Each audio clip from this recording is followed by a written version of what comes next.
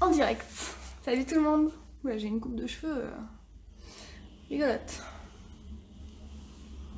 Bienvenue à ce 5e live. Nous allons accueillir cette fois Stéphane Coutel. J'ai hâte. J'espère que vous avez hâte aussi. Hop, je vois que Steph s'est connecté. On va faire une petite demande. Est-ce que ça va marcher du coup? C'est une grande question. En attente de Stéphane Coutel. Suspense. Est-ce que ça va fonctionner? Allô? Oui. Salut Mhm. Steph. Salut, comment ça va? Ça va et toi? Bah, très bien. Ton confinement, ça se passe comment? Du moment que je peux shooter, c'est pas un confinement, tu sais. Je, je suis avec ma famille, je peux shooter. Le reste, ouais, je vais moins dans les bars, mais c'est peut-être pas plus mal pour ma santé. Tout va bien. Bon, c'est cool, t'as le moral. Ouais, absolument, ouais, tout à fait. Bon, c'est cool. Tu as vu, déjà merci d'avoir répondu à mon invitation, c'est cool, ça me fait Bon, plaisir de bien. discuter avec toi, Ouais, c'est chouette. Tu as vu que je t'ai écrit du coup en MP un petit peu le thème de notre ouais. interview. Donc Mhm. voilà, moi j'ai parlé déjà avec Martial Lenoir et avec Stéphane Rappeau de créativité, de façon voilà de gérer notre inspiration, de comment elle se construit, comment elle se déconstruit, comment elle évolue, etc. Ouais, Donc je voudrais avoir un petit peu ton avis là-dessus. d'accord. Est-ce que est-ce que tu peux commencer par me raconter pourquoi la photo? Comment tu y es venu? Alors, j'y suis venu très bizarrement à l'âge de 17 ans. Ouais. À l'époque, pendant mes vacances d'été, j'ai refait l'appartement de quelqu'un, j'ai fait les peintures, les papiers peints, les conneries comme ça. Et avec l'argent, je voulais m'acheter à l'époque une chaîne IFI, parce que des fois ça s'appelait une chaîne IFI. Et finalement, j'ai décidé de m'acheter un appareil photo. Et plus du tout de chaîne IFI ou de quelque chose pour faire la musique. Et Ouais. disons qu'au bout d'un mois en septembre, je savais que je voulais devenir photographe. Et en fait, D'accord, ok. donc moi, je suis un peu un enfant de la balle parce que ma mère travaillait au journal Elle. Et en fait, ma première séance photo, je l'ai vue à l'âge de 11 ans. Donc je pense que ça a D'accord. dû me marquer quelque part, je sais pas où, quoi, comment. J'avais totalement oublié cette anecdote, c'est ma mère qui me l'a rappelé des années après. Mais voilà, à l'âge de 17 ans, 17-18 ans, l'année de mon bac, j'ai décidé de devenir photographe en un mois. Et j'ai rien fait toute mon année terminale à part développer des films. J'ai raté mon bac très joliment, vraiment dans tous les sens, en haut, en large et en travers. Et voilà, donc j'ai jamais rien fait d'autre que de la photographie. Et Tu sais quoi comme image au début? qu'est-ce que je faisais comme image au début? Ouais.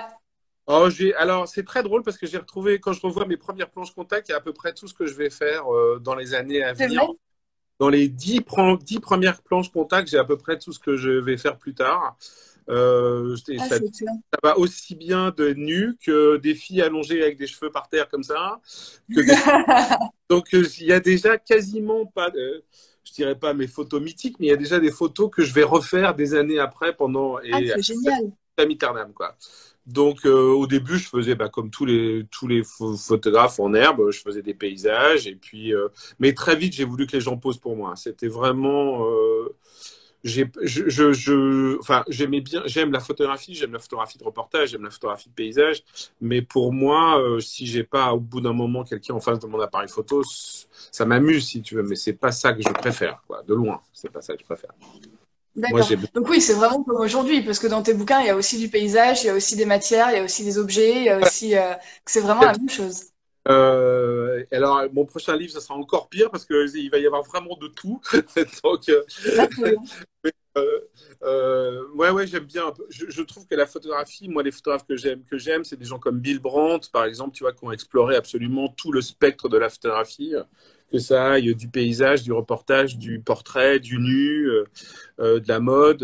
Moi, j'aime vraiment. Je trouve que la photographie, bah, c'est un médium, mais je veux dire, tu peux t'exprimer aussi bien dans un paysage que dans un nu. Il n'y a pas de. Je trouve que Mm, bon, mm, mm. je comprends qu'il y a des gens qui puissent pas tout faire. Moi, plus ça va, plus j'aime tout faire.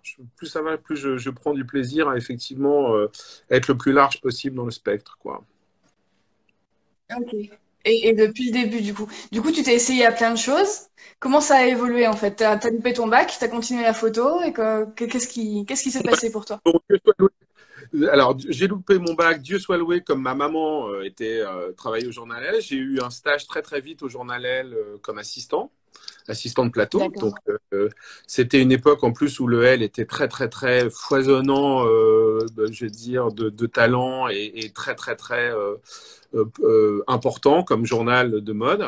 Et c'était un studio photo qui était très intéressant parce qu'on fabriquait tout le L. C'est-à-dire, c'est à l'aide de la fiche tricot, la fiche cuisine, en passant par la couverture avec Isabelle Adjani. Si tu veux, c'était tout Ouais. dans ce... Donc moi, j'ai eu la chance d'être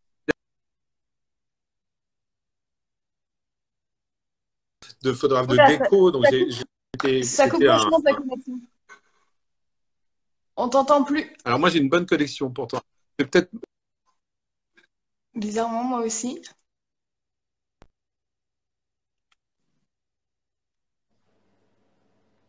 C'est bon?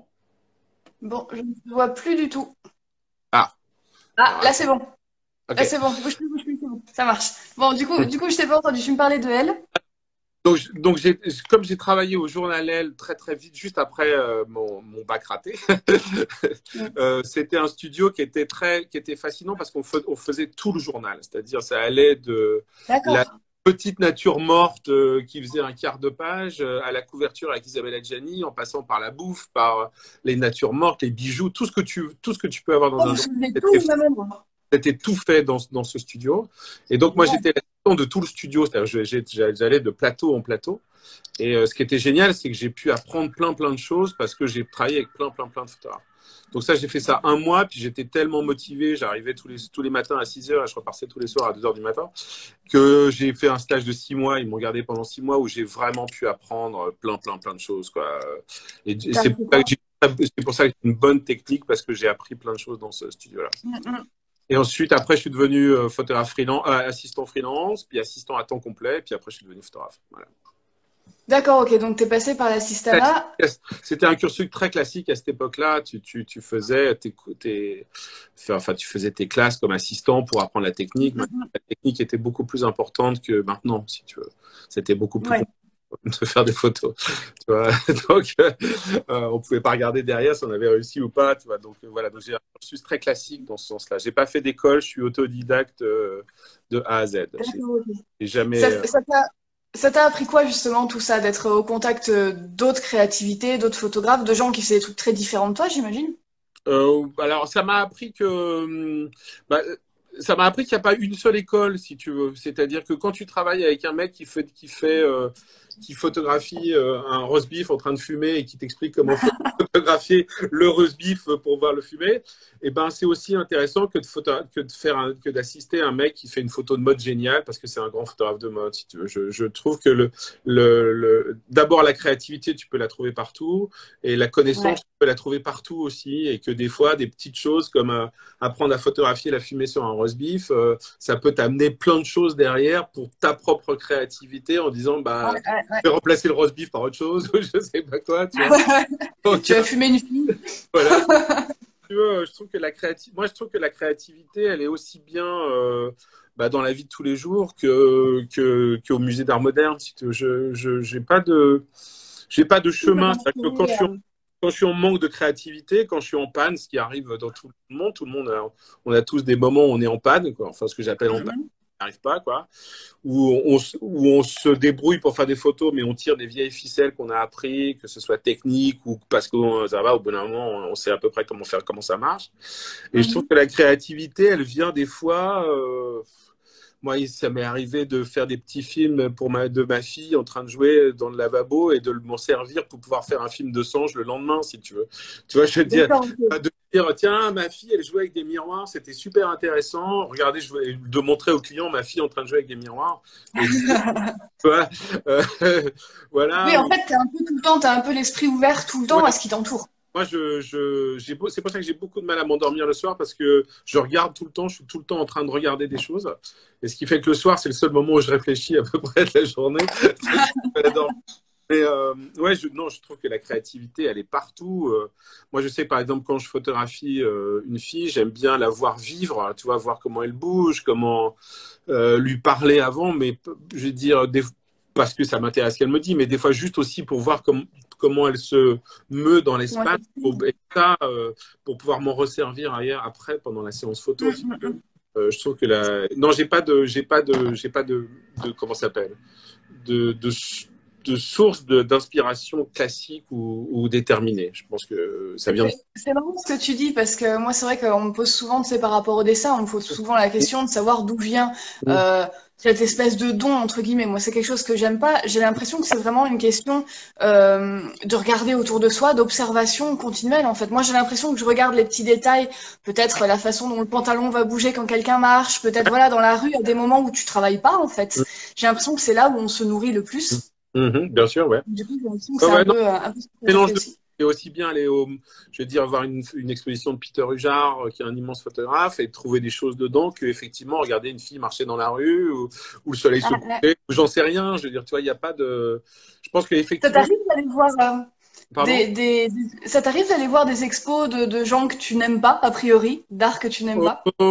Oui, pourquoi pas. Je veux dire, si on me dit que c'est intéressant, ouais, pourquoi pas. Je sais pas. D'accord, ok. Je trouve que effectivement, on peut trouver des choses intéressantes dans chaque artiste, qui t'a ressorti en disant ouais, j'avais raison, j'aime pas. Il ne s'agit pas non plus de changer d'avis non plus, mais de dire ouais, bah non, oui, oui, ah ouais, pourquoi pas, finalement, c'était pas inintéressant. Ouais, j'ai pas de problème avec ça. Non, non, je trouve qu'il faut se nourrir, quoi. Et se nourrir, ça veut bien dire ce que ça veut dire. Ça veut dire que tu peux très bien manger un sublime repas un jour et le lendemain, tu as besoin d'un McDo, quoi. Tu vois, que les deux te nourrissent Complètement. quelque part, tu vois, le gastro comme le McDo. Donc, je n'ai pas de problème de regarder plein de choses et de voir ce que ça va m'apporter, quoi. Et du coup, ton premier bouquin, ça a été un bouquin avec que des autoportraits. Ouais. Est-ce que tu peux nous parler de ça, en fait? Comment c'est venu l'autoportrait? Qu'est-ce qu'il y a de différent et comment ça t'a nourri, justement? Alors, l'autoportrait, c'est venu de façon très bête. C'était une époque où j'étais assistant et puis je travaillais beaucoup comme assistant et je faisais très très peu de photos pour moi parce que du coup, voilà, je travaillais beaucoup comme assistant. Et on était le 15 août et j'ai dit bon, ça suffit. J'étais en vacances, j'ai dit ça suffit. Je rentre à Paris et je vais travailler parce que je trouvais que mon book n'avançait vraiment pas. Et, tu vois. Ouais. Donc, je suis rentré à Paris et bien sûr, c'était le 15 août et il y avait absolument personne à photographier. Vraiment personne. À l'époque, il n'y avait pas Instagram, il n'y avait pas Facebook, donc tu ne pouvais pas poster en disant je suis à Paris, est-ce qu'il y a quelqu'un qui veut poser pour moi? Une fois que tu avais appelé les 4 copains et les 4 copines avec que tu connaissais, s'ils ne répondaient pas, c'est que voilà, c'était fini. Ah, il n'y avait rien, tu vois, je veux dire, c'était très concret. C'est bien les réseaux sociaux, en fait. Tu vois, il y a très longtemps. Et donc, je me suis dit, bah, voilà, t'es bien con, mon pote, t'es toute seule à Paris, qu'est-ce que tu vas faire? Et je me suis dit, bah, je vais commencer les autoportraits. Et j'ai commencé les autoportraits comme ça. Et Ouais. après, c'était un rituel, je les ai faits pendant très, très, très, très longtemps. Et je les faisais de façon, je marquais les idées sur un carnet. Et puis je m'enfermais 2 jours dans le studio et je les faisais. Je faisais toutes mes idées. Et puis après, je passais des fois 3, 4 mois, 6 mois sans en faire et tout ça. Et voilà. Et ce que j'aimais particulièrement, et puis à la fin, un jour, il y a un éditeur qui est passé à la maison, puis j'ai ouvert la boîte, et je me suis rendu compte qu'il y en avait beaucoup finalement, et on a fait tu vois, à force de les empiler, tu vois, il y en avait beaucoup. Et à la base, je voulais pas du tout faire un livre avec ça, c'était vraiment pur plaisir. Mais je trouve que la photographie, en règle générale, c'est du pur plaisir et ça devrait rester comme ça. On est un tout petit peu maintenant déformé avec les problèmes des réseaux sociaux où on se dit ah, faut que je le poste. Est-ce que je vais poster, pas poster? Est-ce que c'est postable? C'est fatigant. Ouais, complètement. Très fatigant. Je veux dire, la photographie, c'est d'abord, c'est fait pour être un tirage et rester dans une boîte, quoi. Je veux dire, c'est pas, voilà. Et puis après, avec un peu de chance sur un mur, après avec un peu de chance dans un livre. Mais donc à cette époque-là, moi, je faisais des tirages, je les mettais dans une boîte et basta, quoi. De toute façon, voilà, ça. Ouais, c'était fait. Et bon, c'était un pur plaisir. Ce que je trouve très intéressant avec les autoportraits, c'est que tu peux te permettre des choses que tu peux difficilement demander aux autres gens si tu es un poil timide. et si tu débutes, si tu veux, tu vois. Moi, Mhm. et puis, ça me permettait, enfin, je sais pas, je pouvais faire des choses avec moi que j'aurais jamais pu demander à quelqu'un à l'époque de, je sais pas, mets-toi un bas sur la tête, j'étais pas capable. Enfin, un Oh, bas maintenant, tu le ferais. Maintenant, je le ferais sans aucun problème, mais mais non, mais je saurais comment le dire. Maintenant, c'est peut-être pas je pense que j'ai appris à parler aux gens. Je veux dire, en Ouais. vieillissant et en travaillant, tu apprends à dire tes idées, ou déjà à trouver une Mhm. bonne personne, de dire, elle, je sais que je peux, ou lui, je vais pouvoir lui demander ça. Et puis après, d'amener ton truc, de dire, voilà, alors qu'à l'époque, je savais pas faire ça. Je veux dire, j'étais, tu vois. Mhm. Donc, et puis, ça me faisait marrer de faire ça, et puis ça me faisait marrer de me foutre de ma gueule, parce que je trouve que les autoportraits, ceux-là, ils sont un tout petit peu. Il y a une espèce d'ironie sur moi-même, tu vois. Mhm. Donc, c'était des choses qui étaient jamais très loin de moi. Je me suis jamais déguisé, entre guillemets. C'était toujours mes propres vêtements, machin, mais juste tourné d'une façon un tout petit peu différente. Ouais. Mais voilà, mais ça m'a beaucoup amusé. Puis un jour, j'ai arrêté. Un jour, voilà, ça correspondait un peu à ma première grande histoire d'amour. Je me suis séparé de ma femme et puis D'accord. voilà, je sais pas pourquoi. Tu vois, Et on parle est-ce d'inspiration, que, du coup, arrête tout d'un coup, ça s'est arrêté là. Tu vois, voilà. ouais, mais c'est intéressant de mettre justement en parallèle aussi ce qui arrive dans nos vies. Moi, je sais qu'il y a des fois où, bah, quand dans ta vie, ou au contraire, ça va très bien ou ça va pas, des fois, t'es loin d'avoir envie de créer et tu y es pas du tout, quoi. Bah, là, Et est-ce ouais. que tes autoportraits, ça t'a servi dans la gestion des modèles plus tard? Justement, tu dis que maintenant, tu oses, Je sais pas. demander des Ouais, choses, non? je vois pas de lien direct entre les deux. La seule, si tu veux, le, je vois pas de lien direct. Le seul lien que je dirais peut-être indirect, c'est que ça m'a donné de l'assurance de faire un livre, que les photos, que ça plaise aux gens. Mhm. Je pense que quand tu as de l'assurance, tu peux parler aux gens de façon un peu plus en confiance. Mais j'ai pas de, je vois pas de lien direct entre les deux, si tu veux, entre les D'accord, ok. C'était vraiment une démarche différente. Ouais, pour moi, c'est une démarche totalement différente, quoi, tu vois. Bah parce que, bon, tu as le rapport à l'image avec l'autoportrait, mais dans les autres photos que je fais, quand les modèles posent pour moi, je veux dire, j'ai aussi un rapport avec le modèle. C'est un rapport très Mhm. complexe, très super intéressant, que j'adore, etc. Mais donc, en autoportrait, t'as pas ça. Donc, ça m'a pas, D'accord, ouais. voilà, ça m'a pas servi, je dirais, tu vois. Et pendant ce temps-là, tu as fait de la peinture aussi? Alors Tu as non, j'ai peint? fait de la photo pendant longtemps, puis après, pendant ma grande histoire d'amour, on était deux photographes, donc c'était un peu compliqué d'être deux photographes sous le même toit. Ouais. Surtout qu'elle était beaucoup plus connue que moi. Et donc, c'est une époque où tout d'un coup, j'ai eu envie de passer à la peinture. Voilà. Je t'avoue franchement, Mhm. il y a un film qui m'a donné super envie qui s'appelait New York Story de Scorsese, où il y a l'histoire d'un D'accord. peintre, je trouve que ça avait l'air génial, quoi, tu vois. Et puis je me suis dit, bah tiens, pourquoi pas, je vais essayer. Et puis ça m'a plu, génial, j'ai adoré, tu vois. Comme je suis un peu un ours, un peu solitaire, tu vois, donc la peinture, ça m'allait très bien. Mhm. Et donc voilà, et j'en ai fait pendant longtemps. J'ai fait des expos, j'ai vendu, machin, Ouais, etc. j'ai vu ça. Et puis après, j'ai divorcé, j'avais plus d'argent, machin. Et il a fallu que je me remette à la photo parce que je gagnais mieux ma vie en tant que photographe. Et j'ai D'accord. arrêté la peinture parce que je pouvais pas faire les deux en même temps. C'était trop, D'accord, ok. c'était Et trop tu fais. deux activités totalement différentes au point de vue des emplois du temps, de la vie sociale, de plein de choses qui fait que j'ai arrêté. Et j'ai jamais repeint depuis. Et je me dis que je repeindrai peut-être à la fin de ma vie, tu vois, tranquille. Quand t'auras le temps. Tout d'un coup, Tu peignais quoi? j'en ai un. Tu peignais quoi? Parce Ah, que j'ai pas réussi à trouver. je peignais des femmes, Ouais. j'ai continué à faire des photos, j'ai jamais arrêté à faire des photos.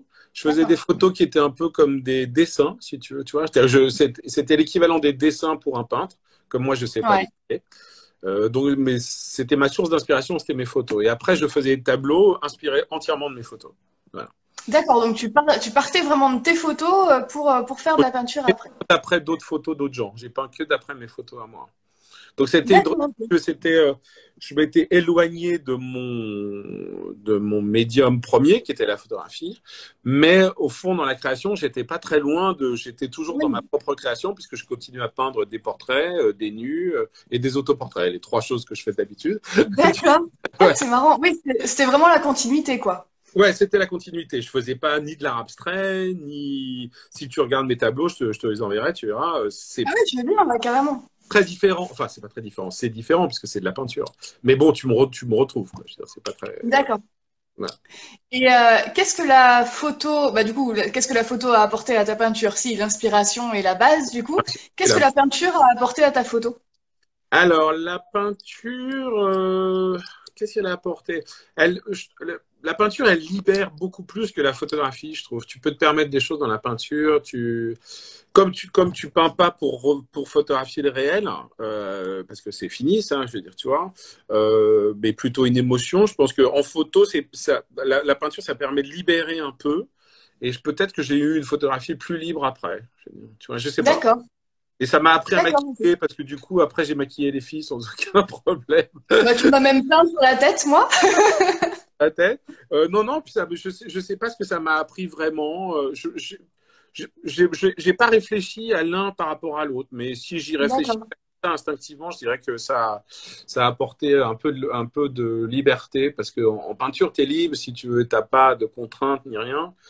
Ah Tout bah, est tu peux open. déformer le réel, ouais. Tellement open, quoi. Je veux dire, tu veux mettre du rouge, tu mets du rouge, tu mets du... Enfin, bref, il y a pas de Mm. limite, quoi. C'est ça qui Mm. est effrayant et intéressant. Mais, mais, et donc, du coup, en photo, j'ai peut-être eu cette liberté-là, tu vois, de me libérer D'accord, ok. voilà, de ce que je savais faire avant, quoi. Ouais, ouais. Parce Et qu'en du coup, après, ouais, vas-y.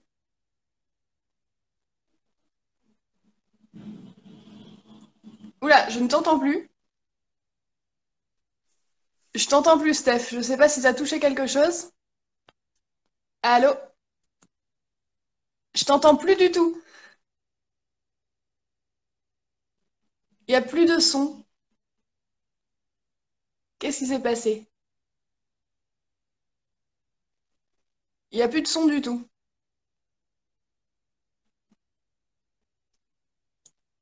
Petit souci technique.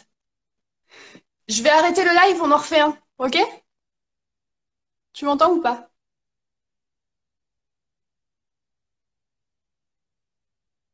Je coupe et on en refait un derrière.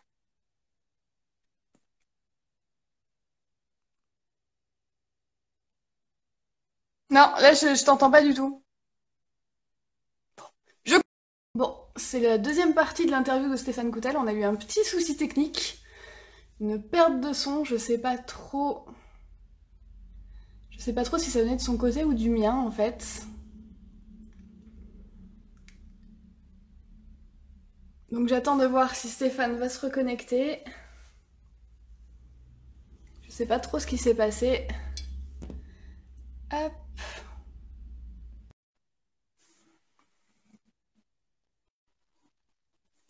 On croise les doigts pour que ça marche. tu m'as... Voilà, pardon. Ah, là, je t'entends. Super. Ah, c'était où? Oui, je disais que la peinture, ça m'avait donné de la liberté, en fait. Voilà, par Mm, la photographie venant surtout d'une école, enfin, pas une école, mais quand tu es assistante, tu apprends des choses très strictes, enfin, surtout, tu vois, mm. c'était la technique. Donc, j'avais peut-être une image un peu comme ça. Et puis, je dois dire que j'ai fait une erreur sans faire une erreur, c'est quand j'ai commencé la photographie, j'ai regardé énormément de photographies, mais vraiment énormément. J'étais D'accord. polémique. Et ça Ouais. m'a beaucoup, quelque part, on parlait de la créativité tout à l'heure, tu vois. Ça m'a beaucoup servi parce que j'ai une grande culture photographique, mais à un moment donné, ça m'a beaucoup desservi parce que dès que je faisais quelque chose, ça me rappelait une photo que j'avais vue avant. Et D'accord. ah putain, non, je peux pas la faire, machin l'a fait tellement mieux que moi. Enfin, tu vois, Ouais. Et du c'est coup, tu te perds un peu, toi, dans ton processus, quoi. très compliqué si on parle de créativité, tu vois, surtout à ses débuts, je trouve, parce que des fois, enfin, je trouve ça important de connaître, enfin, de savoir ce qu'on va faire, c'est-à-dire de connaître les grands classiques, les machins. Et quelque part, après, je me suis dit, bah oui, mais non, pas tant que ça, parce que des fois, ça te bloque aussi, parce que Mm, mm. t'as des fois, tu as des référents qui sont tellement énormes que tu sais que tu les atteindras jamais. Tu vois, Ça te bloque complètement, ouais, je vois. tu vois. Donc voilà. Donc, c'est, Ouais. voilà. Et du coup, tu dis que t'es revenu à la photo parce que ça payait mieux. Donc, t'avais beaucoup de boulot à ce moment-là? Alors, je suis revenu à la photo. Non, alors, quand je suis revenu à la photo, j'avais pas beaucoup de boulot. Donc, je me suis refait un book. Je suis reparti de scratch. Je suis reparti à zéro. J'ai tout refait à zéro. J'ai refait un book, machin, ça. À cette époque-là, j'étais super pote avec Jean-Baptiste Mondino et j'ai découvert la palette graphique. C'était le tout début de la palette graphique et c'était une façon de recommencer, si tu veux, Ouais. la photographie d'une façon différente. Pas juste refaire des tests, machin, etc. J'ai Mhm. beaucoup travaillé à l'époque. Je passais mes nuits dans un labo qui s'appelait Janvier, qui était le premier labo de retouche de Paris. Et voilà, donc D'accord. j'ai beaucoup joué avec ça. Et puis surtout, j'ai refait mon book, machin, et j'ai une amie qui m'a dit, tu devrais, qui est devenue mon agent d'ailleurs, qui était une très bonne amie à moi, qui m'a dit, tu devrais faire que de la beauté, parce que ton truc, c'est la beauté, c'est pas la mode. La mode, tu comprends rien. Laisse tomber. Et fais de la Ça beauté. va. Ce qui était pas faux, parce que j'étais toujours fasciné par les visages, et j'ai jamais été très fasciné par les fringues, le plissé, Ouais. non, ça n'a jamais été mon truc. Et donc, j'ai jeté, j'avais un book de mode et un book de beauté. J'ai jeté Mhm. la moitié de mon book dans le caniveau, enfin dans la poubelle, qui était la partie mode. Et D'accord. j'ai gardé que la moitié beauté et ça a cartonné tout de suite, quoi. D'accord, ok. Comme Euh, quoi, les choix, Comme quoi, les choix peuvent diriger la carrière. c'est super important, ce que tu montres de toi, c'est super important parce que je te dis, moi j'avais un gros book, j'en ai viré la moitié et j'ai commencé à Ouais, bosser ouais. sans en rajouter Et d'autres du photos. coup, ouais, et du coup, ta créativité dans le boulot, dans les commandes commerciales, etc., est-ce que tu arrives à la contraindre facilement ou est-ce que c'est un peu compliqué pour toi? Moi, je trouve que la créativité alors, maintenant, ils sont un peu. Alors, à l'époque, c'était assez intéressant parce qu'on avait des contraintes, mais on n'avait pas de référence. Maintenant, ce qui tue, je trouve, la créativité, maintenant, c'est les mood boards, les références, tout ça. C'est tueur de créativité. C'est-à-dire, Mhm. je trouve qu'il y a eu une époque dans la pub où on disait, bon, tu avais des barrières. Je veux dire, forcément, tu pouvais pas arriver, c'était pas open bar, tu pouvais pas faire ce que tu voulais. C'était de la pub, c'est de la réclame. Je veux dire, tu Ouais, vois, tu vendais un produit. Je veux dire, la fille, tu montrais sa peau, tu pouvais pas dire, je la vois de dos. Enfin, tu vois, il y avait des c'est trucs, sûr. t'avais des barrières, t'avais des espèces de trucs. Tu disais, bah non, là, je peux pas aller, là, je peux pas aller. T'avais un espèce de terrain de jeu et c'était assez intéressant que ces barrières, ces contraintes, tu vois, on te disait, faut qu'on voit ci, mais ça aussi, ici en même temps. Et enfin, toi, tu avais des trucs, des éléments à apporter dans une image. Ce qui fait que c'était assez intéressant parce que c'était comme un challenge. J'aime pas beaucoup ce mot-là, mais c'est un peu Ouais, toi, ça te faisait réfléchir. voilà, il fallait que tu réfléchisses comment tu te débrouilles pour trouver ta créativité là-dedans. Donc, c'était assez créatif. Maintenant, je trouve que ces derniers temps, la pub, le problème du mood board, de la référence, de la photo qu'on a testée en avant, machin, et tu te finis par refaire ce que quelqu'un a généralement fait avant toi. Donc, c'est pas très intéressant. Par contre, je trouve que les contraintes dans la créativité sont intéressantes. Là, je suis en train de faire un livre sur 2020. Le 31 décembre, j'ai fini. Je veux dire, tu vois. Voilà, c'est une contrainte que je me suis mis moi-même, voilà. Je me suis dit, je vais faire un Ouais. livre sur 2020. J'ai pris la première photo, j'ai toutes mes photos en 2020. Il n'y a aucune photo avant 2020 et il n'y aura pas de photo après 2020. Donc voilà. Donc, D'accord, ouais. Oui, donc toi, la contrainte, c'est quelque chose ouais, qui t'oblige un peu à pousser ouais, et, enfin, d'accord. ça ne me gêne pas. Je trouve que même l'inconfort, je veux dire, tu vois, je sais pas, des fois dans mon studio, il y a un truc qui marche pas, machin, ça me gêne pas trop des fois. Je trouve que des D'accord. fois, si tu veux, la photographie, elle est faite souvent de petits accidents. Et je trouve, Mhm. tu vois, le nuage qui passe, l'avion qui passe à ce moment-là, la mèche qui tombe. Enfin, tu vois, c'est impossible de faire de la photographie en oubliant le hasard. Je trouve que c'est Hmm. pas possible de faire de la photographie en oubliant le hasard. La photographie, c'est ce que tu amènes, mais il faut laisser rentrer des choses, quoi. Tu vois, je veux dire, faut Bien laisser sûr, le hasard, la fille qui rigole, faire un le peu de vêtement contrôle. Ouais. pas la bretelle de soutien-gorge qui tombe, j'en sais rien, tu vois, mais faut laisser des trucs rentrer, quoi. Et donc, quelque part, les contraintes, c'est-à-dire quand ton studio est pas comme s'il n'est pas rangé, t'as pas le bon flash, t'as pas le machin, ça provoque, ça, alors c'est pas toujours le cas, mais ça peut provoquer des choses. Hmm. Alors que si tu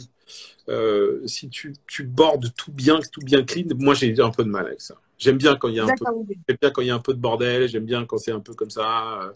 Quand ça tombe, je fais une nature morte, je mets un truc, c'est pas vraiment tien. Je sais pas, j'aime bien ça, quoi. Il y a un peu de vie, ouais. Ouais, j'aime bien Ouais, je comprends. quand ça va tomber, quand c'est machin, j'aime bien ça. Parce que je trouve que c'est stimulant, quoi. Donc les contraintes, elles me gênent pas. Moi, les contraintes, enfin, il y a contraintes et contraintes, hein. Je veux dire, on s'entend, je veux dire, Bien tu sûr. vois. Après, si c'est un boulot commercial, j'en ai rien à foutre, je veux dire, tu vois, c'est pas, voilà. Je le fais avec le plus grand professionnalisme et machin, mais si j'y mets pas ma créativité, je sais pas, voilà. C'est Oui, pour ça c'est juste un peu. je trouve que c'est important, par contre, quand tu es photographe ou tout quand tu es créateur, d'ailleurs, d'avoir des trucs à toi, quoi. C'est-à-dire, moi, je fais de la pub, je gagne de l'argent avec ça, je suis ravi, je crache pas du tout, Mm. loin de là, tu vois. D'accord. J'ai fait des très jolies choses pour la pub, mais j'ai toujours fait des trucs pour moi tout seul, quoi. En Mm, privé, mm, mm. en perso, quoi.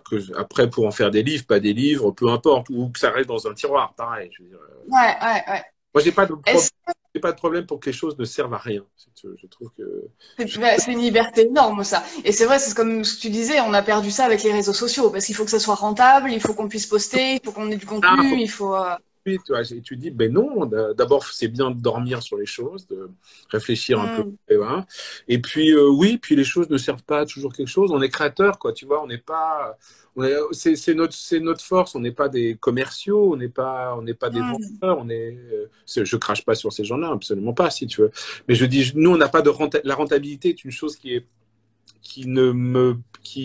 matche pas très bien, je trouve, avec la créativité. mm, La mm, mm. réalité, c'est Tu de sais que moi, j'ai découvert ça avec l'argentique. Moi, mon père m'a passé son vieil appareil argentique que j'ai entendu claquer quand j'étais petite, toute mon enfance, tu sais. Hum, Et j'ai découvert ça parce qu'en fait, j'ai du coup fait plein de photos. hum. J'ai des cartons entiers de photos tirées, en fait, que je me dis, c'est pas postable, c'est pas intéressant, mais je les aime énormément. Tu vois, c'est des trucs qui restent là tout le temps. Et Ben puis, voilà.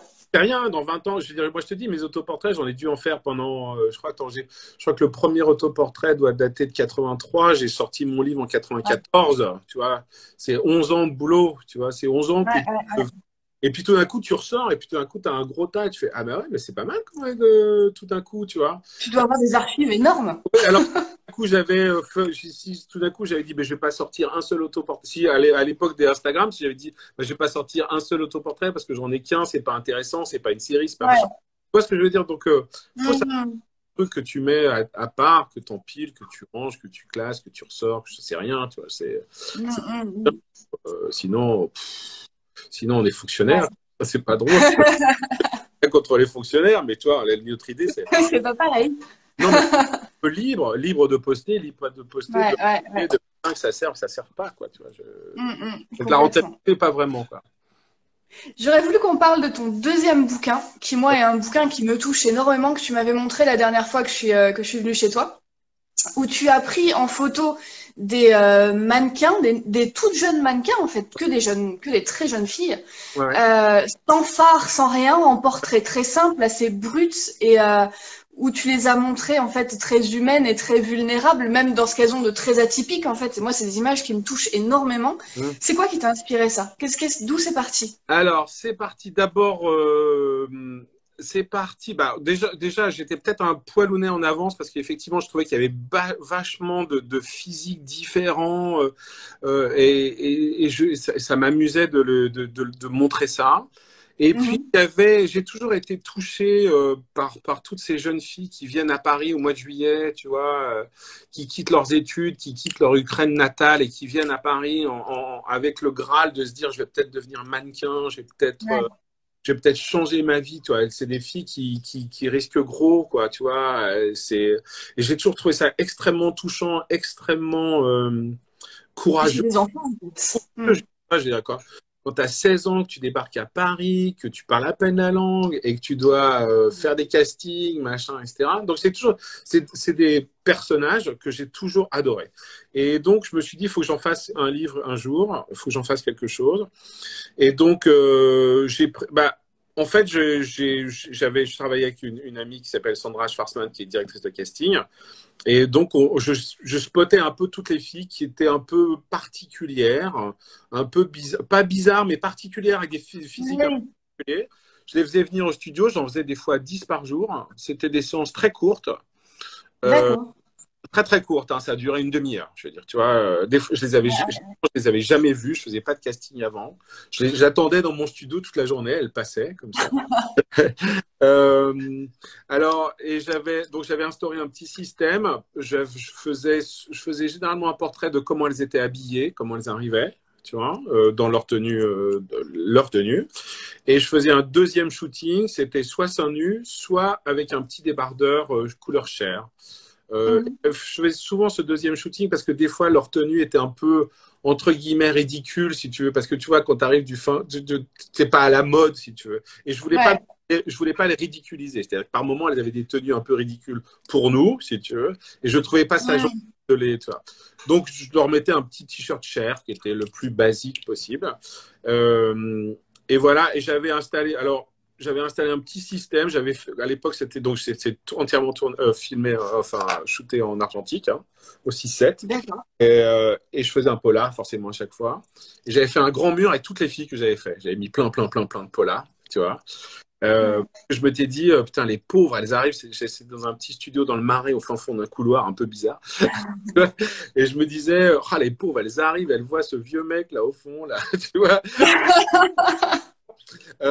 Et tu leur dis poser pour moi. Et donc j'avais trouvé ce système de mettre plein de photos parce qu'elles arrivaient, elles regardaient les polas des filles, elles disaient ah c'est Natalia, c'est machin, et tout d'un coup elles se sentaient bien. C'était connu.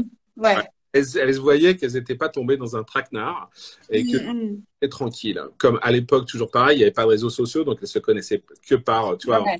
Ah, Et c'est super voilà. d'avoir cette idée. Et donc voilà, et donc du coup c'était très rapide. C'était, je te dis, une demi-heure par fille, 1 heure. Et qu'est-ce C'est qu'est-ce que tu cherchais pardon, qu'est-ce que tu cherchais à capter en fait à ce moment-là sur des trucs très courts comme ça? capter toutes les différences de visage de toutes ces filles que je trouvais belles, si tu veux, tu vois, je veux dire, qui étaient.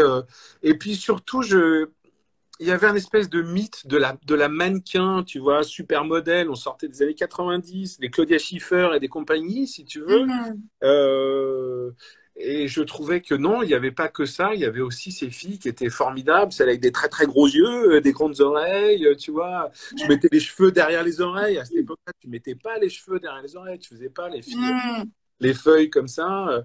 Je sais pas, elles me touchaient terriblement. Et puis toute cette, Ça et se puis sent.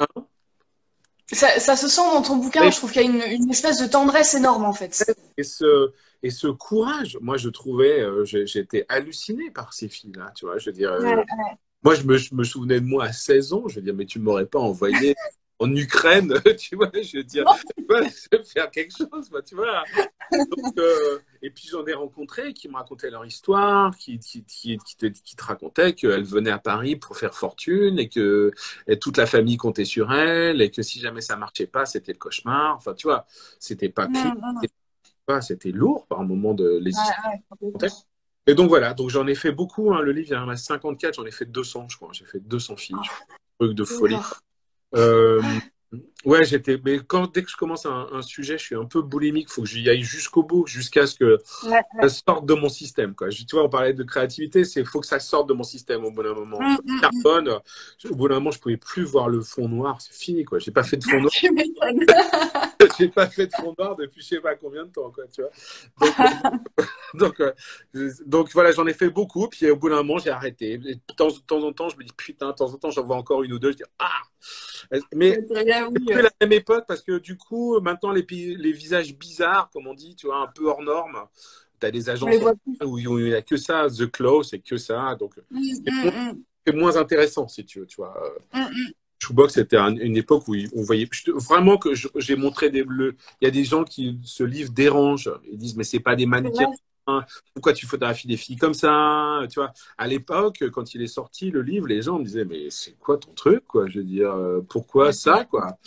C'est qui ces filles? Et quand tu leur disais c'est des mannequins, elles sont dans des agences de mannequins et ça, je disais genre n'importe quoi quoi. Tu vois, genre c'est pas ça une mannequin quoi. Tu vois.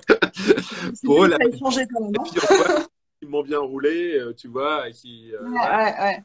blonde à gros seins, si tu veux. Donc voilà. Donc c'est pour ça que Mhm. voilà. Et ça t'a apporté quelque chose de shooter justement si vite, autant, Moi, de manière presque un peu industrielle? j'aime bien shooter vite.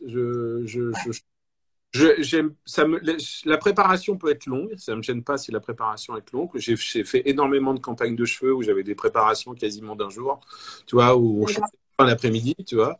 Mais j'aime bien shooter vite, toujours pareil, parce que je trouve que bah, c'est l'instant, c'est le hasard, c'est machin. Si ça marche pas, c'est qu'il y a un truc qui va pas, quoi. Il faut, si tu shootes et que ça marche pas, il faut changer. Il faut changer les cheveux, il faut changer. Donc j'ai tendance à aller vite et à changer. Des fois, quand je faisais une photo, je revenais des fois à la première photo. Quand je faisais la première photo, et puis tout d'un coup, je dis à la fin de la séance, je dis bon, la première, la veste rouge, non, on l'a ratée, on la recommence, tu vois. Mais j'aime pas. Je sais pas pourquoi. J'ai l'impression que je m'ennuie et j'ai l'impression que, je sais pas, je trouve que ça ment. Il faut qu'il y ait une espèce de tension et d'énergie. Je trouve que la fille saute pas en l'air. C'est pas une question que, tu vois, que l'énergie soit montrée dans l'image, mais qu'il y a un truc un peu tendu, profond, et que ça, si tu prends des heures, tu le perds, quoi. J'y crois pas.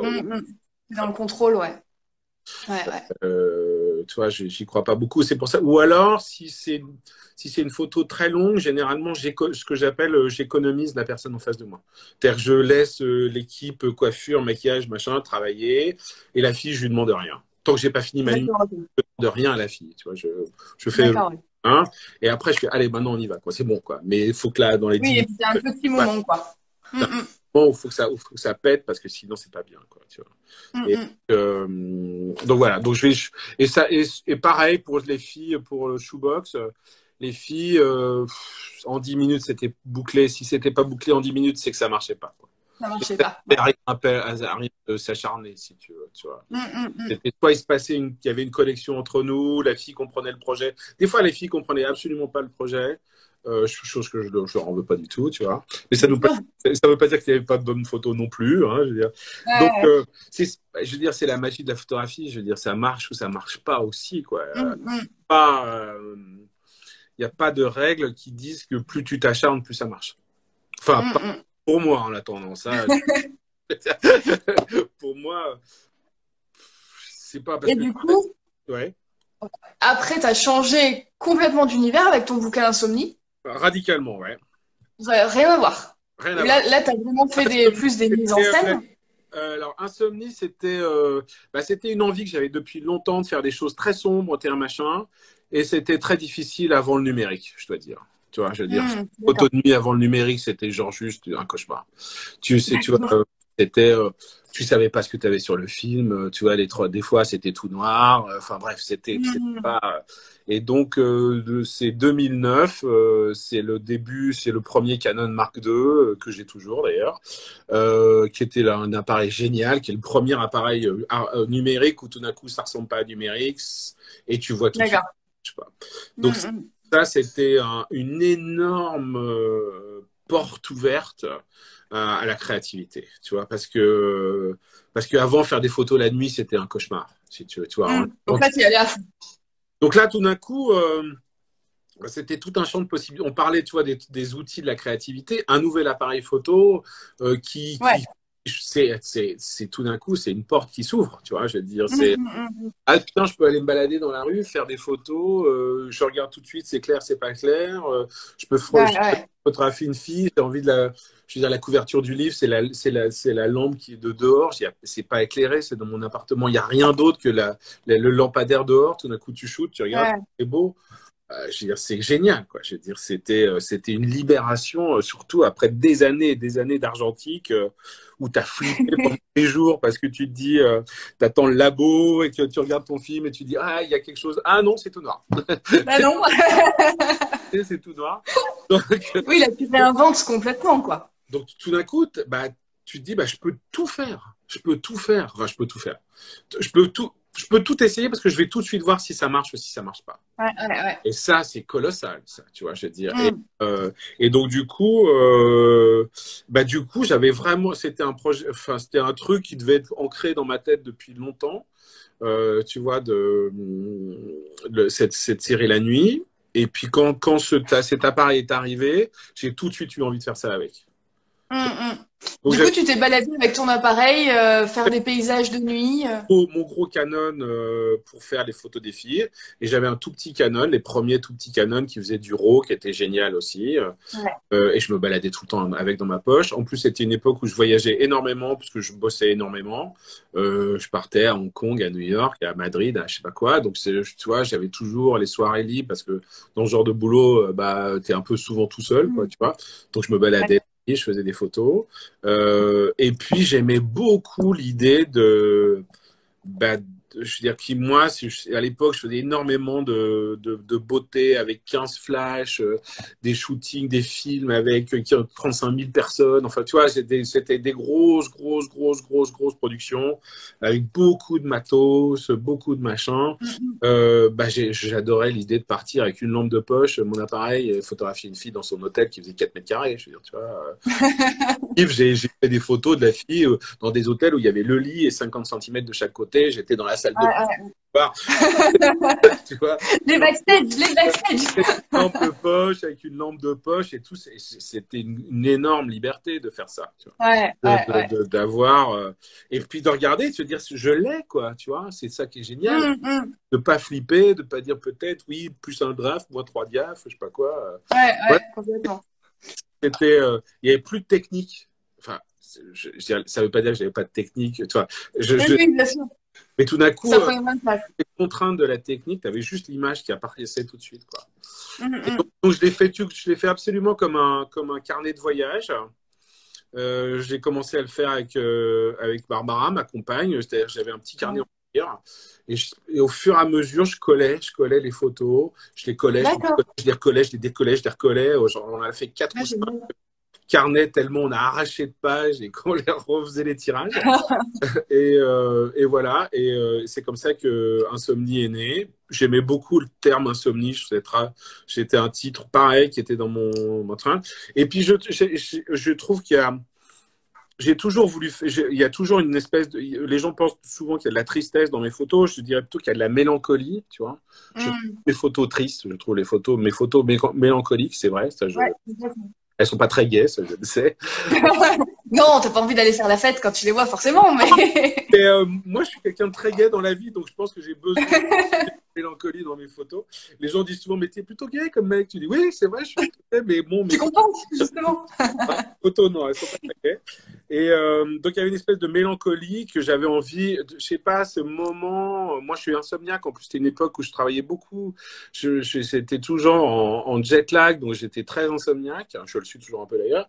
Et donc, du coup, ces moments, tu sais, où tu es tout seul, t'es bien, Mm. t'es pas bien. Enfin, tu vois, c'était un moment très particulier que j'avais aussi envie de capter parce que c'est des moments où tu réfléchis, t'es triste. Enfin, tu vois, il y a un truc. Oui, il y a un truc un peu intime, en fait, dans ces photos-là. Enfin, c'était un moment que j'aimais beaucoup et j'avais envie de montrer ça. Voilà. Et puis, c'était la première fois que je mettais des paysages. Euh, je, Ouais. je crois que c'est Barbara, ma compagne, qui m'a dit c'est bien, mais que des paysages. Pourquoi pas un peu de paysage, tu vois? Et j'ai Ouais. dit, hein, pas con, ça tient, pourquoi pas les Ouais, paysages? Et complètement. on a commencé comme ça, et voilà, c'est comme ça que l'histoire est montée, tu vois.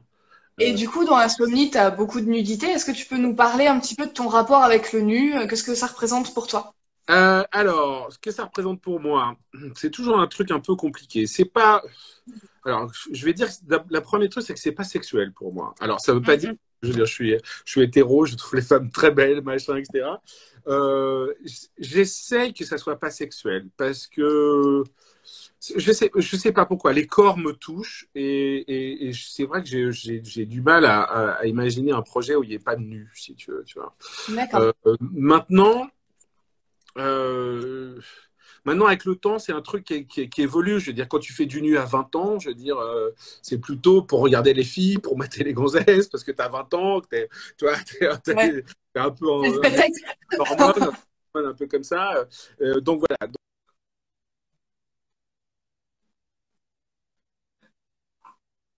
Euh, le nu, en plus, je me suis encore plus posé après MeToo, après tout ce qui se passe en ce moment. Après, je me suis encore plus posé parce que j'ai une fille. Donc, si tu veux, c'est. Ouais. Voilà. Donc, tout ça, c'est des choses qui sont un peu complexes.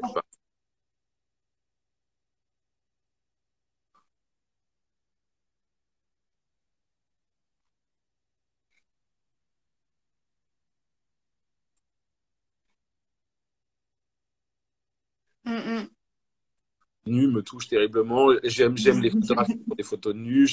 Donc, c'est un vieux sujet. J'aime la peinture de nu. Après, pourquoi? C'est un peu compliqué. J'essaye, moi, juste de le faire de façon d'abord à ce que les femmes s'aiment sur mes photos, à ce mm. qu'elles se ressentent. J'ai jamais fait de trucs très sexuels, très machin. J'ai du mal à faire du nu pur. Généralement, je fais toujours des portraits. C'est-à-dire qu'une séance photo, Ouais. elle commence toujours par une séance de portrait. Sauf avec mes copines que je connais depuis longtemps. Si j'ai une idée, je les appelle. Viens à la maison, plof, plof, plof. Tu vois, on boit un café, c'est parti. Tu vois, mais sinon, les trois quarts du temps, je fais pas que du nu. Je Ouais. fais des portraits, j'essaie de comprendre les. Je sais pas, j'ai besoin de comprendre les gens, j'ai besoin de visages. Pour moi, l'un ne va pas sans l'autre. Je fais des Mm. plans de corps, mais quand je fais des gros plans de corps, par exemple, je fais comme ça, puis tout d'un coup, je me rapproche et je fais un gros plan de corps, puis je recule. Tu vois, c'est rare Ouais. que je passe trois quarts d'heure à photographier un sein. Je veux dire, je sais pas faire ça. Bien sûr, ouais. Oui, Donc, c'est un peu l'humain dans son intégralité, en fait. c'est l'humain dans son intégrité. Et puis parce que je te dis, je suis pas fou de fringues, je suis pas donc c'est Mm. compliqué de faire des photos intemporelles, je trouve. Tu vois, t'as toujours Ouais. une histoire de Je mode. vois. Hein. Voilà. Et puis honnêtement, c'est le moment où je suis le plus content, quoi. Quand je fais ces photos, je suis content, je suis heureux, quoi. Et moi, alors, on parle de créativité, mais on peut aussi parler de bonheur, quoi. Je veux dire, pour moi, Mhm. c'est du bonheur, quoi. Tu vois. Donc, moi, je sais que quand j'ai pas shooté, le confinement, c'était très difficile pour moi. Je faisais un shoot par jour d'objets parce que Ouais. elle a pas shooté, quoi. Je veux dire, je sais pas ne pas shooter. Mais c'est chouette que tu fasses le lien entre créativité et bonheur parce que c'est pas le cas de tout le monde, hein. Il y a des gens pour qui la créativité est un peu douloureuse, quoi. Donc toi, c'est vraiment quelque chose qui exulte, quoi.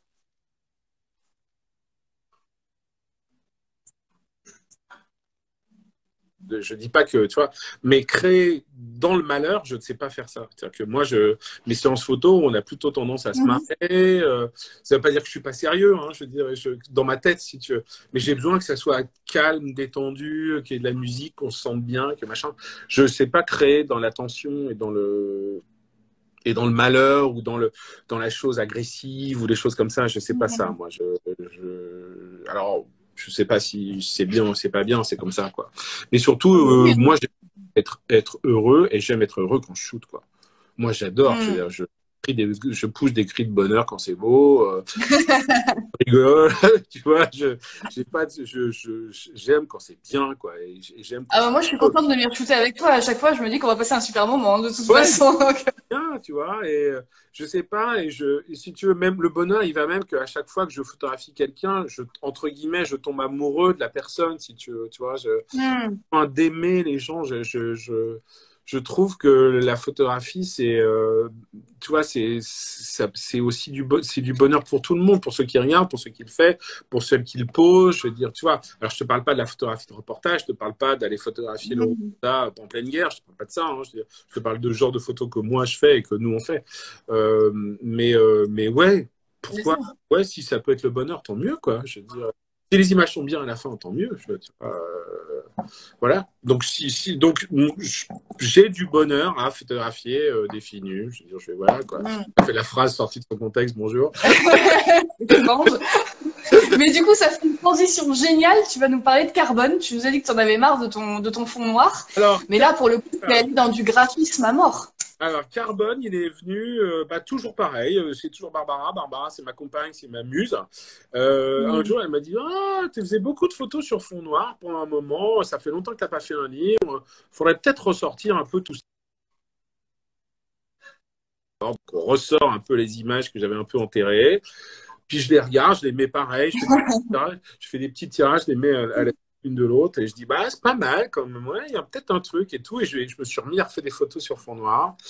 Et, euh, et là, ce qui m'intéressait, c'était justement de tout virer. C'est-à-dire, dans Insomnie, il y avait les atmosphères, les lampes, les tapis, les machins, les tables, les lits, les draps. Tu vois, Hmm. c'était tout plein, si tu veux. Et la femme, elle s'intégrait au milieu de tout ça. C'était un élément au milieu de Hmm. tout ça. Si tu veux. Et là, tout d'un coup, Carbone, il n'y avait plus rien, quoi. C'était, voilà, on dénuait.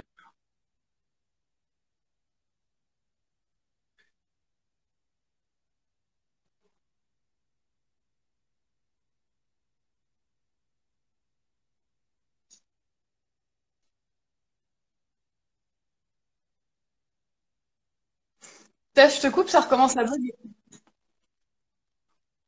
Tu m'entends ou pas?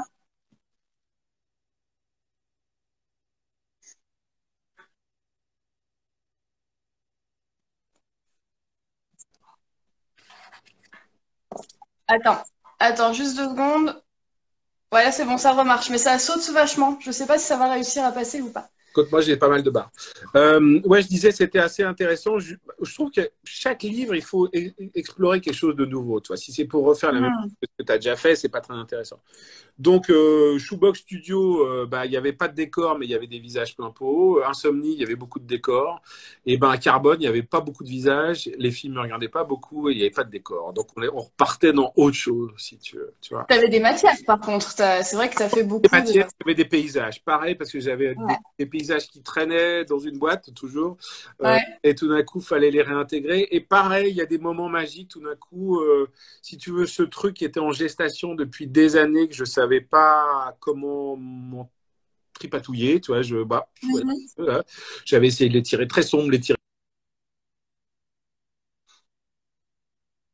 ce genre de choses. Tout d'un coup, bah, crac, Ouais. ça a marché et en 6 mois, le livre il était plié. Quoi. J'ai refait plein de photos. Tout coup, je savais exactement où j'allais aller. Et voilà, et il est sorti. Ouais. Et c'était le premier livre de La Belle Étoile, donc on était super contents. Tu vois. Ouais. Et voilà, ça s'est fait comme ça. J'étais Et assez- pourquoi le noir et blanc? Pourquoi que du noir et blanc? Pourquoi que du noir et blanc? Bah, je sais pas, parce que c'était sur fond noir et ça marchait bien comme ça. D'accord. C'était un choix, ouais, c'était un choix graphique. J'avais envie de. Il y avait une chose graphique avec les corps que j'avais pas encore exploré, si tu veux. Tu vois, il y avait un truc, Ouais. et je trouvais que c'était comment ça s'appelle, un exercice assez intéressant d'être graphique, mais de rester humain. C'est-à-dire qu'il y a beaucoup Mhm. de nus où c'est très graphique, c'est très joliment fait. Et tu dis machin, mais tu te fais chier, excuse-moi. Je veux dire, tu vois, il y a pas parce que Oui, tu vois. il y a pas de nom, tu vois. Et j'ai Tu coupes un peu le lien, ouais. fait le côté graphique, mais qu'en même temps, ça te parle.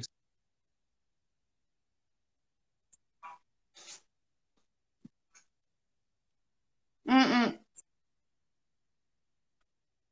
L'alchimie, mm. et, Ouais, le, le graphique, comment ça s'appelle, et en même temps comment ça s'appelle, l'émotion, tu vois, que ce soit pas juste graphique, quoi. mm, mm, mm. Et du coup, tu as fait une transition géniale. Tu vas nous parler de ta maison d'édition, du coup, que tu as lancée avec Carbone, qui s'appelle La Belle Étoile. Voilà. Alors donc du coup, bah, un éditeur avant qui s'appelait les Éditions Damiani qui m'avait fait Shoebox et Insomnie. Sauf que le patron est mort. Voilà, ce sont les choses qui arrivent. Et donc je me suis retrouvé sans Mm. éditeur. Et puis c'était à l'époque Ouais. où je montais ma société en France. Et bah Barbara, toujours, m'a dit, bah écoute, tu devrais mettre dans tes statuts d'entreprise que tu peux être éditeur. On sait jamais, tu vois. Ouais.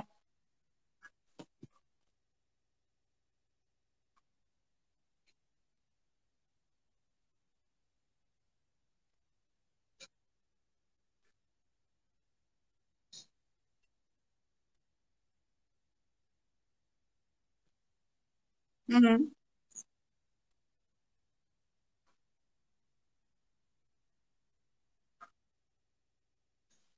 Oui.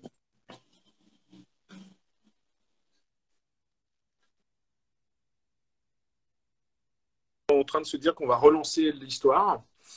Donc, on a un, deux, trois, quatre projets de livres, tu vois, avec D'accord. ouais, avec des jeunes, des gens plus jeunes, des gens moins jeunes, etc. Et on va faire une Ouais. boutique en ligne parce que, pareil, j'ai pas mal de potes. Bah, quand tu es artiste, au fur et à mesure de ta vie, tu accumules et les cartes et les machins et les livres que tu n'as pas réussi à vendre, les catalogues, les choses. Et puis, on s'est dit que c'était un peu dommage que tout le monde. Enfin, je trouve qu'en ces temps un peu bizarres, puis c'est peut-être aussi avec l'âge, j'ai envie de pas former une communauté, si tu veux, mais d'avoir un truc de gens Mm. Créer du lien un peu. qui te vendent des trucs. Et donc, on va faire la Belle Étoile en ligne. Ça va être une boutique en ligne de choses qu'on aime bien, des Polaroids, des livres que nous on édite, des livres qu'on déjà. Et c'est quoi la ligne éditoriale? Il n'y a pas de C'est la ligne éditoriale, il y a vraiment un thème. Non, c'est vraiment ce que vous aimez, les gens que vous aimez, qui. Ah, ça coupe encore. Steph, je t'entends plus.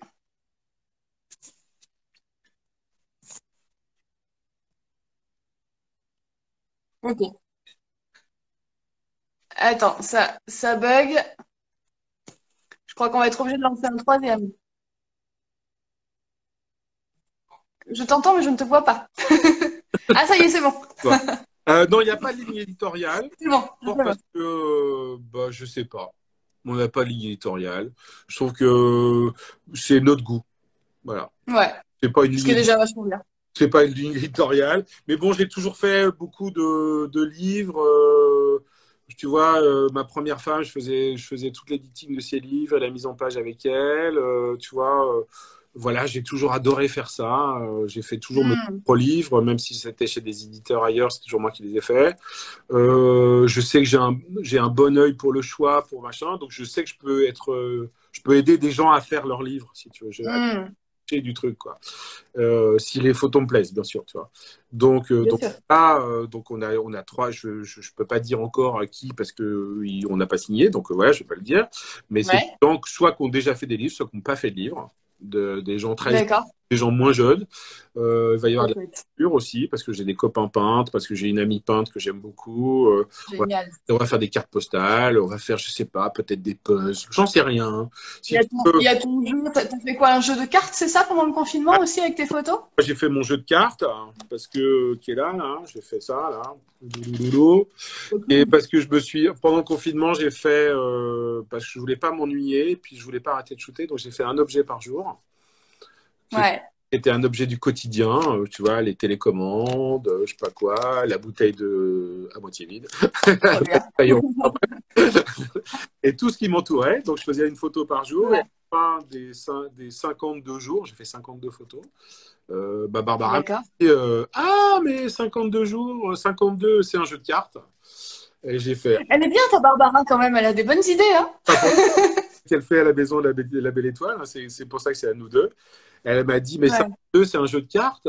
J'ai dit, ah, ça, c'est la dernière, c'était un rouleau de PQ, c'était le dernier jour. Normal pour le confinement. Et donc, et ben donc, du coup, on a édité ce petit jeu de cartes qui s'appelle Jeu de confinement, qu'on vendra aussi sur le site. Parce que c'était aussi une manière de dire, bah, c'est pas parce que la vie, entre guillemets, s'arrête que on peut pas, tu vois. Donc, du coup, après, je l'ai envoyé à des amis, je l'ai envoyé à des gens, des directeurs artistiques avec qui je bosse et tout ça. T'as l'air de dire, bah ouais, ça, c'est mis en parenthèse, mais il y a toujours moyen de faire des choses, quoi. On peut toujours trouver. Bah, la créativité s'arrête pas, Pas qu'il y justement. ait de contrainte. La contrainte, c'est que je pouvais photographier personne. Donc, soit je me faisais, Ouais. voilà, soit je me faisais un autoportrait tous les jours, soit je faisais un portrait de ma copine tous les jours, soit bah, j'ai trouvé autre chose. Et puis, j'ai toujours trouvé que les objets j'ai toujours été fasciné par il y a les objets du quotidien, photographier, de les sublimer. Je trouve que c'est un très, très bon exercice. Et c'est pareil, Hmm. la démarche est un peu la même chose que Shoebox Studio, c'est mettre dans la lumière des Bien gens sûr. qui a priori sont pas on va dire entre guillemets moches, tu vois, et montrer qu'ils sont beaux. Ouais. Ah, pareil pour les objets, je veux dire à taille crayon, a priori c'est pas très beau. Bah, si tu fais une bonne photo, il devient beau, tu vois. Donc c'est Clairement. quelque part la démarche, elle est un peu différente, mais elle est pas non plus totalement différente, tu vois. Ouais, ouais, complètement. Moi, j'ai été mes premières photos. Une des premières photos qui m'a fasciné, c'était une photo de Kertész, d'André Kertész, où c'est un caniveau, et c'est de l'eau qui coule dans un caniveau. Donc tu dis, bon, voilà, D'accord. plus banal, mais Oui, en termes de quotidien, on est bien. tout le monde l'a vu, tout le monde l'a passé 1000 fois, et tu regardes la photo, tu fais, ah putain, c'est beau, quoi, tu vois. Ouais. Et tout d'un coup, tu as l'impression d'être à la mer, j'en sais rien, tout d'un coup, ça te transporte ailleurs. Hmm. C'est le caniveau qui est en bas de ta rue, que tu as vu 750 000 fois, quoi. Donc, ouais, j'aimais bien l'idée de photographier des objets de tous les jours. Ça, je trouve ça assez. Hmm. Et puis, Qu'est-ce que tu as envie d'apprendre aujourd'hui? Est-ce qu'il y a encore des choses que tu envie d'apprendre, que tu pas encore fait, vers lesquelles tu as envie d'aller? euh, je t'avoue franchement que j'ai jamais eu de plan de ce que j'avais envie d'apprendre ou de ce que j'allais apprendre. J'ai toujours été assez instinctif, tu vois. En plus, comme je te dis, je suis un autodidacte, donc j'ai peut-être pas appris à faire ça, si tu veux, tu vois. D'accord, ouais. Donc, je me fais super confiance parce que j'ai pas le choix d'abord. C'est pas trop mal. il faut bien que quelqu'un fasse confiance à moi, donc c'est moi. Donc, non, j'ai pas. Oui, là, par exemple, tu vois, le livre que je suis en train de faire, ça me fait marrer, tu vois. Ça me fait marrer, ça me fait. D'accord. Parce que, tu vois, là, donc je fais un livre sur 2020, c'est un truc que j'ai jamais fait. Je vais Ouais. montrer tout ce que j'ai fait en 2020. Ça va, pareil, des nus, des fleurs, des pots de Ah, crème. j'ai hâte de voir. Des pots de crème, des pubs pour Clarins, des pubs pour NSI. Enfin, tu vois, voilà, j'essaye que ça fonctionne, quoi. Que les Hmm. gens prennent du plaisir à faire ça. Ouais, je pense que si je, j'aimerais bien me libérer. Je trouve que le problème quand tu es artiste, c'est les carcans, mais c'est pas les pas carcans, pas de la société, pas de tout ça. C'est les carcans que tu te fous dans le crâne, quoi. Tu vois, les choses que tu oses faire, que tu n'oses pas faire, que tu peux faire, que tu peux pas Ouais. faire, que voilà. Et j'espère juste, et c'est un des avantages de l'âge, c'est que tout d'un coup, les carcans, ils tombent, si tu veux, parce que tu penses de moins en moins à ta carrière, à ce qu'il faut faire, à ce qu'il faut pas faire. Et du coup, en vieillissant, tu commences à dire, j'en ai rien à foutre. De toute façon, ça changera ou ça changera pas quelque chose, c'est pas très grave, tu vois. C'est ça, si je peux me libérer de plus en plus de mes Hmm. bon, ça me fera marrer. Je veux dire, tu vois, ouais, si je peux me faire une photo, un autoportrait de moi à poil à 80 ans et le poster en disant, ah, c'est génial, j'adore, tu vois, je serais Je l'attends. Je la veux. je suis désolé. Hein. Oui, t'as encore un peu de temps, mais. Mais tu vois, je veux dire, je sais pas, ouais, se libérer de ces carcans qu'on a dans la tête, ouais, ça, j'aimerais bien ça. Ça, C'est quoi tes carcans, toi? mais je sais pas, je les connais pas. Je pense que c'est ça je pense que c'est ça qui est compliqué avec les carcans, c'est que tu les connais pas toujours, quoi. Hmm. Et la preuve, c'est que quand tu regardes tes vieilles planches contact, tu fais pas les mêmes choix, par exemple, tu vois. Moi, ça Bien m'arrive sûr, oui. de re-regarder des vieilles. Bon, avec les planches contact, c'est beaucoup plus marquant que le numérique où c'est des fichiers un tout petit peu plus, tu vois, Hmm. belles. Mais quand tu regardes une vieille planche contact, tu l'ouvres et tu vois tes traits de crayon que tu as fait quand tu avais 35 ans et tu les regardes maintenant, et tu putain, la photo d'à côté, elle a un truc, tu vois. Et oui. Elle est plus Ouais. tard, elle est plus machin, mais à l'époque, tu traites très bien, tu dis, ben non, la fille est pas belle dessus, elle fait la grimace, ou je sais pas C'est quoi. vrai. Hmm. Donc, c'est très compliqué de savoir où sont tes carcans, si tu veux. Hmm. Parce que si, à la limite, si tu les connais, c'est facile à les faire sauter, tu vois. Oui, et puis au-delà des carcans, il y a aussi ton vécu et justement l'évolution de ta créativité, ce que tu vas mettre de toi dedans qui a évolué aussi avec le temps, quoi. Et puis, mais dans le cas des planches contact, c'est assez drôle parce que ta créativité, elle était déjà là, mais Ouais. tu l'as pas fait fleurir, tu l'as pas mis en Hmm. avant. Tu as montré une autre partie de toi-même, tu vois. Alors que la photo, Ouais, ouais. elle est là, elle existe toujours, tu vois. Donc c'est assez intéressant comme. C'est génial que tu aies tout gardé. Ah oui, oui. C'est génial. Assez intéressant comme exercice d'aller rechercher des vieilles planches contact parce que tout d'un coup tu vois des trucs que tu n'avais pas vu avant. Donc ouais, en vieillissant, j'espère juste être de plus en plus libre, quoi. Je veux dire, tu vois, faire que ce que j'aime, et que en croisant les doigts que ça plaise, tu vois. Mais Hmm. se poser de moins en moins la question de savoir si ça va plaire ou si ça va pas plaire, quoi. Et de se dire, bon, ça plaît pas, mais c'est pas grave, moi ça me plaît, moi ça me fait du bien, c'est ça que Hmm. je veux dire. Et puis voilà, peut-être que dans 20 ans, quand je serai mort, on trouvera ça formidable, ou pas, mais c'est pas très grave non plus. En même temps, on aura plein de photos de toi qu'on connaît pas.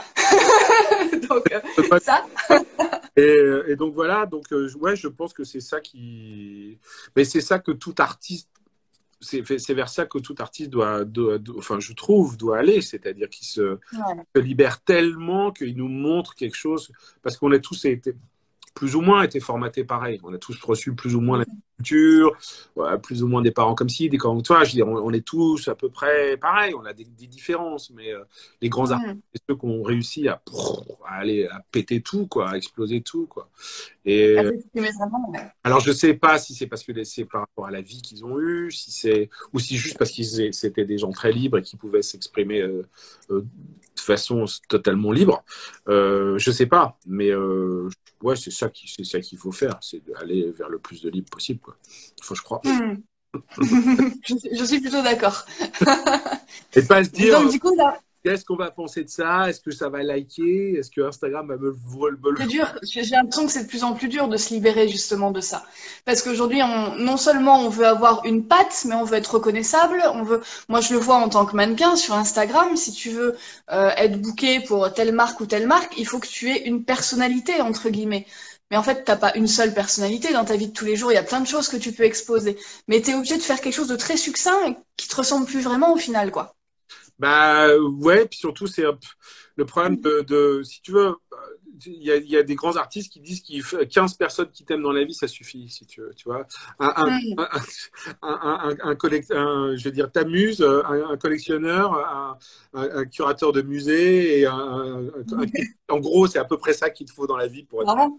quand tu es artiste. Sauf que maintenant, on est dans une folie un tout petit peu. On se dit, bah non, il nous faut 30 000 followers, sinon, c'est pas bon ce que je fais. Ouais. Alors, est-ce que c'est vrai, est-ce que c'est pas vrai? Je sais pas, je veux pas faire mon vieux con qui dit que Instagram, c'est merde. Au-delà de ça, Tu vois. Au-delà de ça, quand tu vois les agences qui nous bookent que parce qu'on a 30 000 followers, 60 000, 100 000, etc., je veux dire, on est en plein là-dedans. C'est un grand.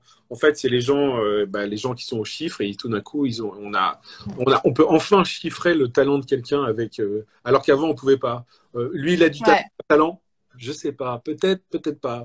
Par contre, là maintenant, Mm, mm. c'est pratique. On sait très bien s'il a du Ouais, talent. Il a 30 000 followers, il a du talent. Il a 100 000 followers, il a beaucoup de talent. Tu vois. c'est ça. Donc, On peut viser, ouais.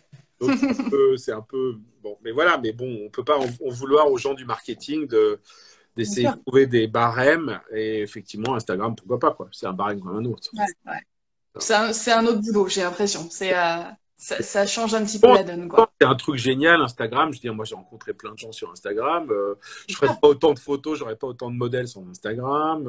Tu vois, je veux dire, voilà, je veux dire, Clairement. plus, hein, je veux dire, moi, je trouve ces trucs, c'est génial. Je veux dire, tu vois des choses que j'aurais jamais vues avant. Tout ça dans ton salon, ce qui est quand même assez cool, quoi. Tu vois, t'as pas. Oui, non, mais attends. Avant, Clairement, oui, clairement. quand tu voulais voir des photos, fallait aller au musée, fallait être dans les bibliothèques, fallait machin, fallait trucs, fallait les acheter, fallait. Bon, c'était pas tout à fait pareil. C'est le seul défaut qu'on peut faire, c'est que des photographes comme Avdon, qui sont des gens monumentaux, sont résumés en 30 photos C'est sûr. et qu'effectivement tu dis, Mm. mais non, il a fait un peu plus que 30 photos, Ouais, tu vois. c'est pas très réaliste. Dès que tu veux avoir plus d'infos, ça devient plus compliqué parce que Ouais. ça formate un peu. Mais bon, Mm. je crache pas dessus, je trouve ça formidable aussi, quoi. Voilà. Faut connaître les limites, pareil. Bon, du coup, tes projets, tu finis ton bouquin de 2020 jusqu'au 31 décembre? 2020, j'espère que les gens qui ont envie de faire des livres avec de la belle étoile vont faire les livres avec leur belle étoile, la belle étoile. Je le En souhaite. janvier, je vais me calmer un peu, je vais faire peut-être un peu moins de photos parce que d'ici fin janvier, je crois que je me book à peu près une séance par jour. Je n'arrive pas à dire Mais non. non. C'est un peu genre, ouais, bah ouais, c'est normal, je suis un peu, c'est logique, je suis boulimique, voilà, je suis un peu boulimique sur ce truc-là. Ouais. Et puis après, je sais pas, on va voir ce qui va se passer déjà dans nos vies respectives avec le Covid. Mm. Et puis continuer à faire des photos, quoi qu'il arrive, quoi. Je pense que je vais avoir, après 2020, je vais sûrement avoir une période de 6 mois, un an où je vais pas trop savoir quoi faire, où je vais continuer Ouais. à chercher un peu, puis j'espère que dans un an, je vais avoir une lumière de dire, ah, tiens, j'ai envie de faire ça. Se renouveler, oui. Euh, Bon, super. J'espère que la belle étoile va apporter d'autres projets, d'autres gens qui vont aimer ce qu'on fait et qu'on va pouvoir travailler là-dessus. Enfin voilà. J'ai J'en doute pas, pas. j'ai jamais fait j'ai jamais fait des plans de carrière. Et puis continuer à faire un peu de pub, quand même, histoire quand même de payer le loyer. Ouais, c'était pas mal. Même. Tu me diras quand le site de la Belle Étoile et tout sera mis en ligne, je le partagerai. Hop, attends, je t'entends plus à nouveau. Ah, c'est chiant ce truc. Je suis désolée, hein. Ça bug. Tu m'entends toi ou pas? Je ne t'entends plus. Mais je parle pas en même temps. On va pas refaire un live pour 2 secondes quand même. Ah, on se fait du genre. Hop, attends. Bon, je te vois, tu rebouges. Je te fais des bisous, je te fais des. Ouais, ça bug complet. Attends. J'essaye juste de sortir, de re-rentrer. Je suis désolée, hein, c'est chiant. Voilà. C'est bon, tu m'entends là ou pas? Ouais, je t'entends. Bon, c'est toi que je vois un petit peu haché, mais bon, ça devrait le faire. Oui, donc du coup, je sais pas si tu m'as entendu, je te disais de me passer le site de la Belle Étoile quand il sera en ligne, que je le repartagerai sous l'interview, etc. Absolument. Dès que tout ça est en place, dans les 15 jours qui viennent, on aura quelque chose et je t'envoie tout ça. Super. J'ai hâte de voir en tout cas. Bah, merci pour tout. C'était super un bon moment. Bah, pour moi aussi, très clairement. En plus, je t'avoue qu'aujourd'hui, j'étais un petit peu down, donc tu m'as éclairé ma journée, c'est très bien. Tant mieux. Je t'embrasse fort en attendant. Merci beaucoup, Steph. À bientôt. Et puis, amuse-toi bien surtout. Ouais. Bisous, ciao.